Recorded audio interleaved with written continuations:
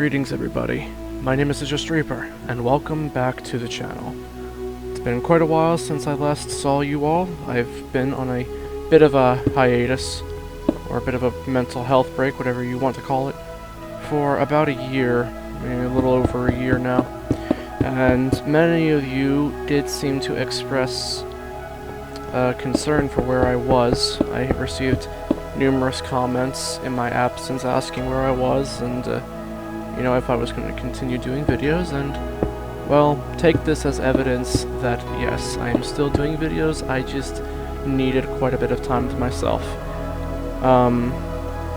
2022 was not the kindest year to me, and well, given the fact I ended at the toward the latter end of 2021, I stopped making videos. Pretty much everything went downhill from there, and I just didn't have it in me to continue making videos for quite a while, and I still barely have the motivation or the will to do it, but I want to return to this. This is a sense of normality to me, so I've decided I wanted to make a video, and I thought I would return with something that would hopefully grab the attention of numerous subscribers and hopefully even new viewers. So today I have for you the British Landship Mark IV. I think actually this is our first World War I build, as far as I know. As far as I remember, it's our first World War I build, and this was a requested build which has been sitting in my backlog for quite a long time now. And here it is. And I hope you all enjoy the design. It was quite difficult to actually decide how it was I wanted to build it, because the width of the vehicle, the realistic width, trying to convert that into Minecraft, made doing this quite difficult. So how do I even begin to explain how the design went?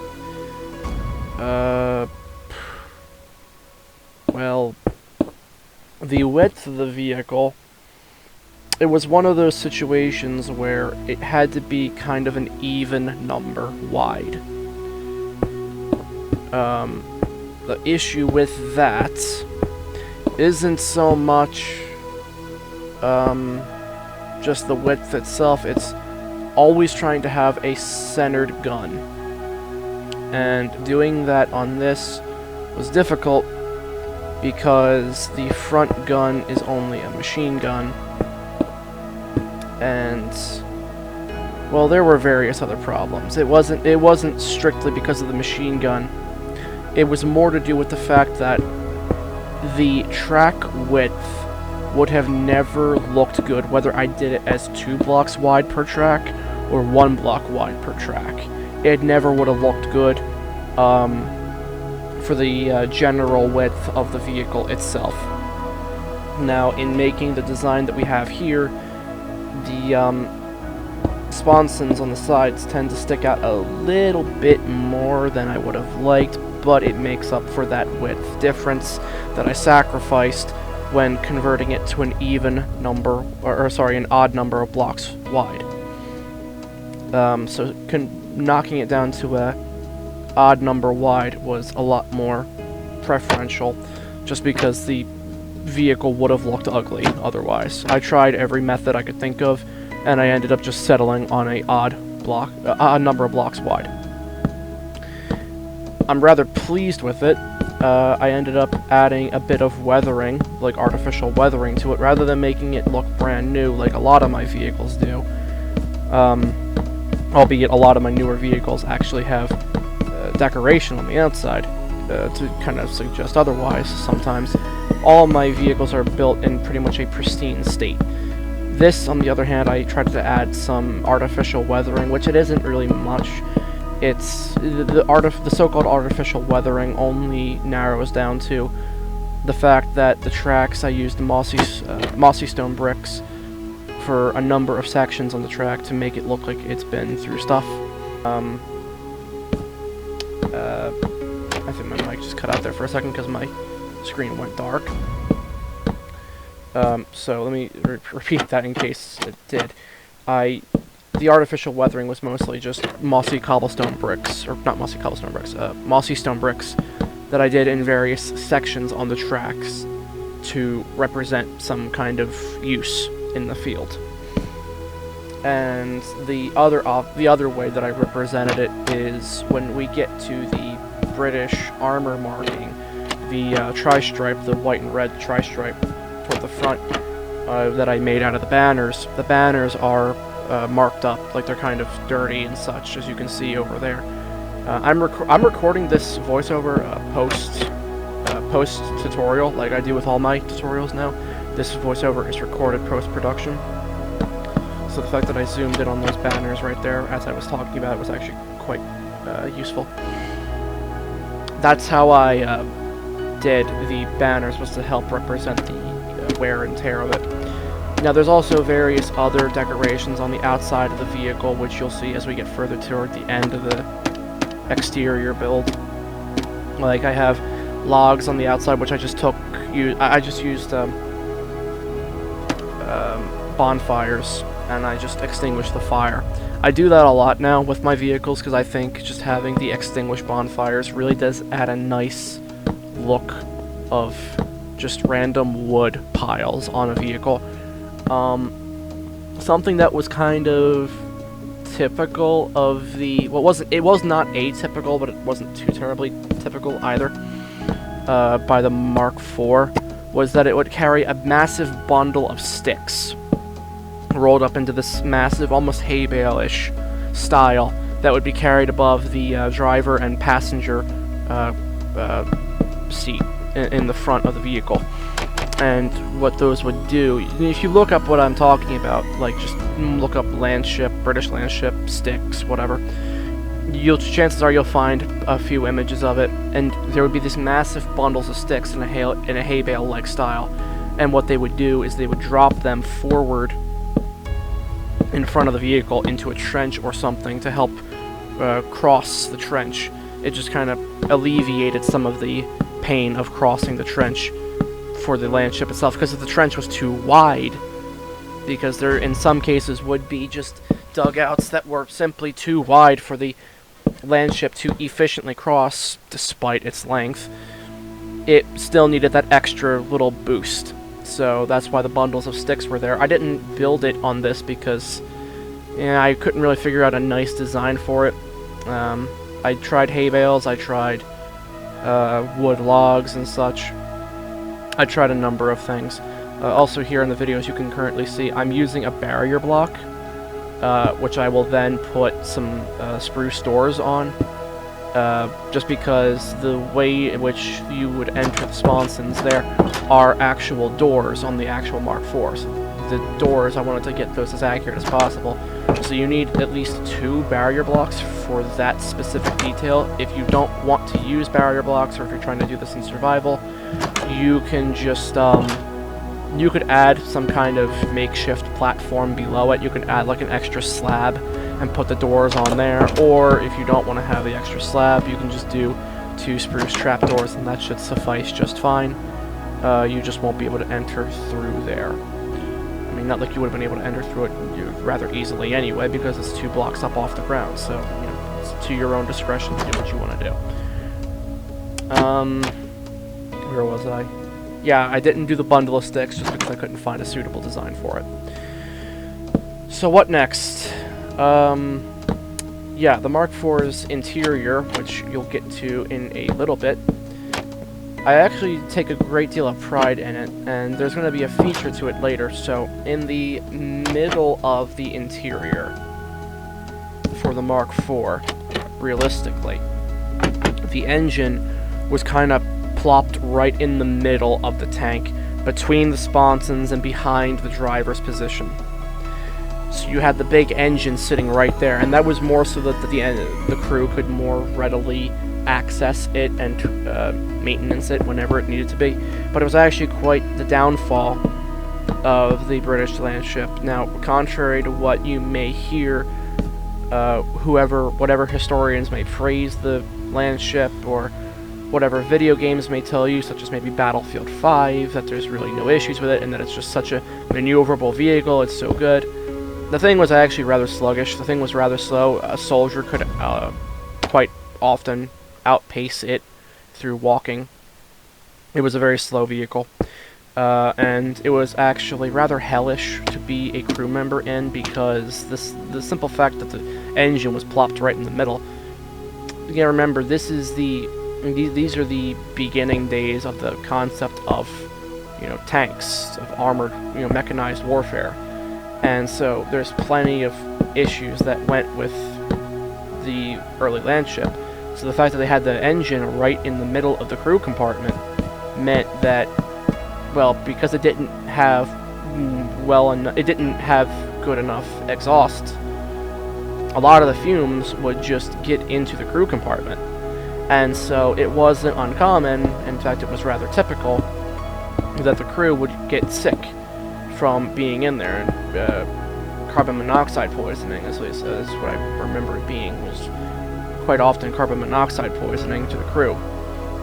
So it was actually rather unpleasant to be a crew member in one of these things. Also, you think about it, this thing had no suspension. It was just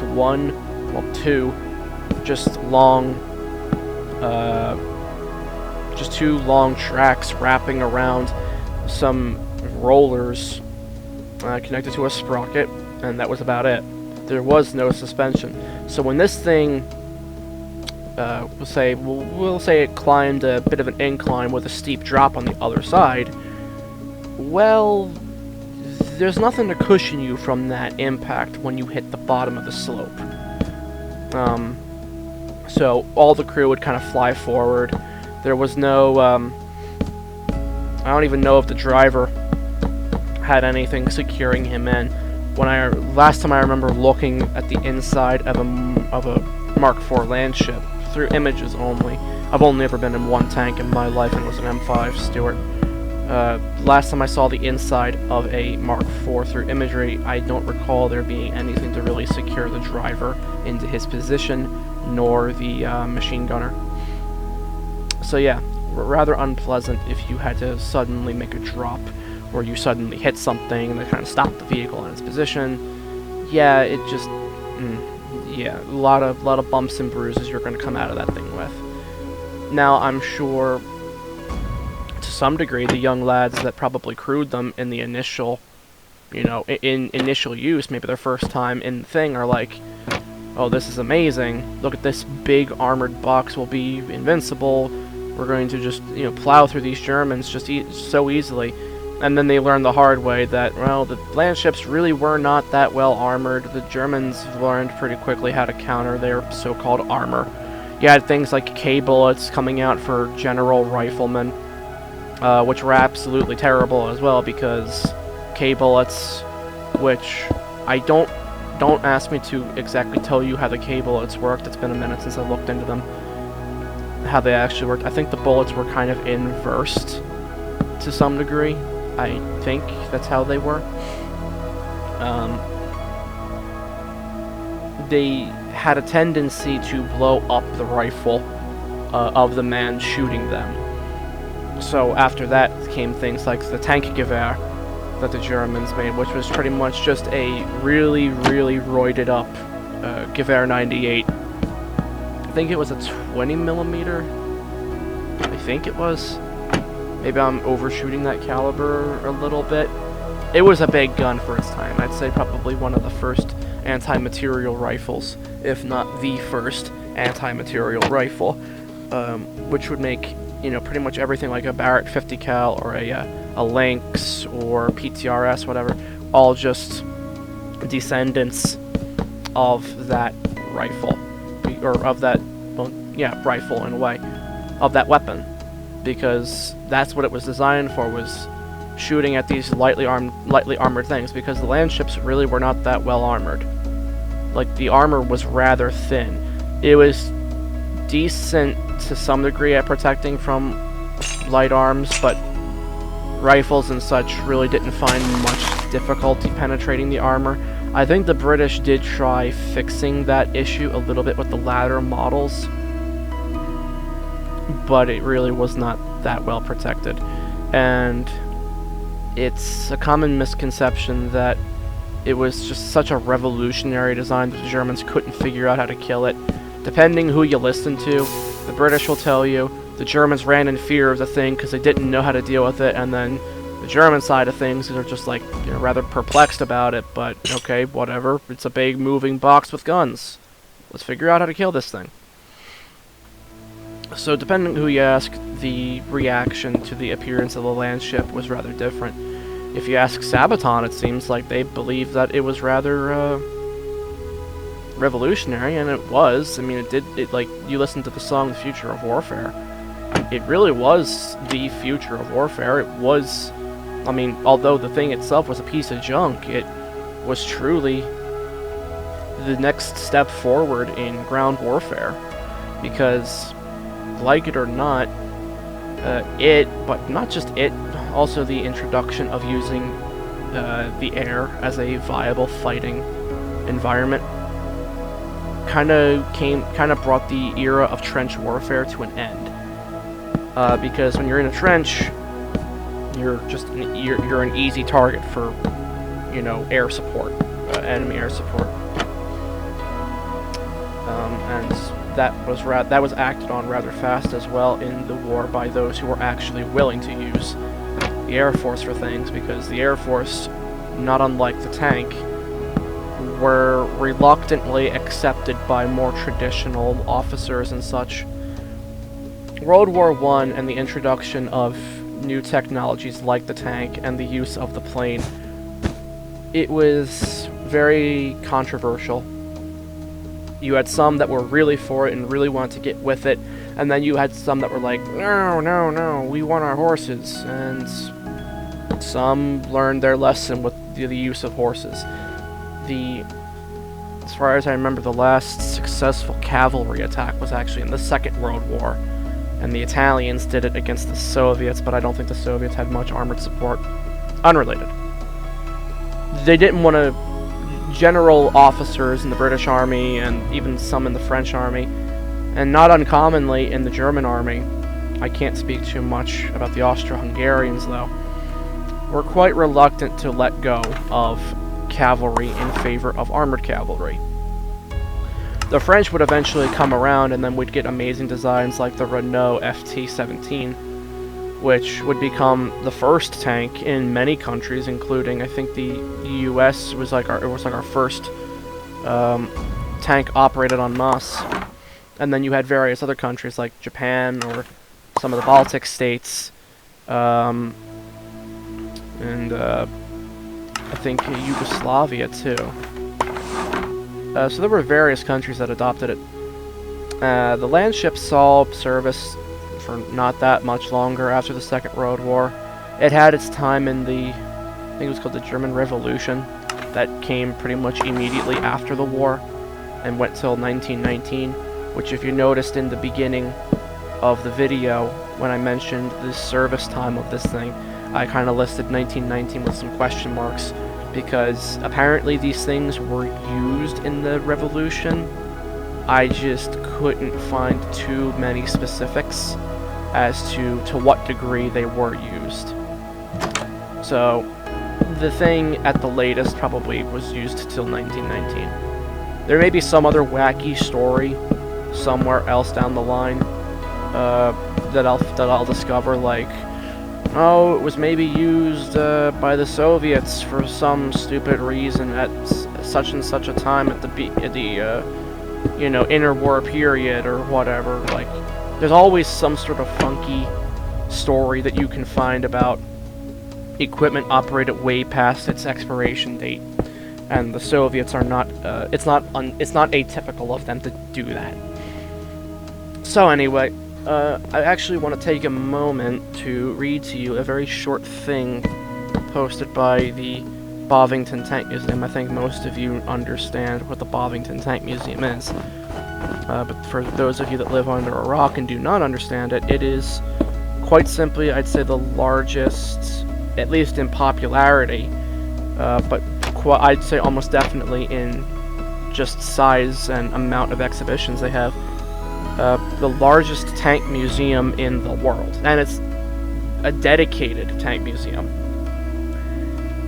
They have a short post here on their website regarding the Mark IV, because I couldn't find anything by Tanks Encyclopedia, who are my general go-to museum for information, just because they cover such, you know, out of left field designs sometimes, so they're the most useful for me. But here's what the Tank Museum has to say. The Mark IV entered service in May 1917 and was the most prolific tank of the First World War. This was true. The Mark IV was the first tank to be produced and used en masse. Following the modest success of the Mark I tanks on the Somme in 1916, the British Commander-in-Chief, Sir Douglas Haig, ordered 1,000 more tanks for 1917. This was a surprising act of faith in a new weapon for an officer with such a reactionary reputation. They went into action for the first time in the summer of 1917. They were the mainstay of the tank corps at Cambrai in November and fought through to the end of the war with the 7th and 12th Battalions of the Tank Corps. It was a male Mark IV. I'll go on to explain that in a minute. It was a male Mark IV tank which won the very first tank versus tank action in April 1918 by knocking out the German A7V tank Nixe. There are 6 Mark IV tanks left worldwide. 3 can be found in the UK. So that's the article by the Tank Museum at Bovington regarding the Mark IV. It's pretty straight to the point, pretty short.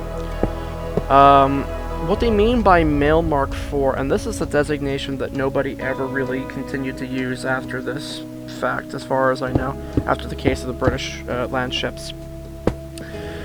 The topic of male and female tanks was narrowed down simply to males always had high-caliber weapons, whereas the females were almost exclusively machine gun tanks. There was also hermaphrodite tanks, but please don't ask me to explain what those were, because I don't understand it either. In fact, it haunts me to this day that there was such a thing called a hermaphrodite tank. Don't ask me to explain it. You want to research it for your own, go on and research it, and then feel free to explain it in a comment to me or in a DM on Discord, but I don't feel like having to research this now, and I can't do it with a straight face.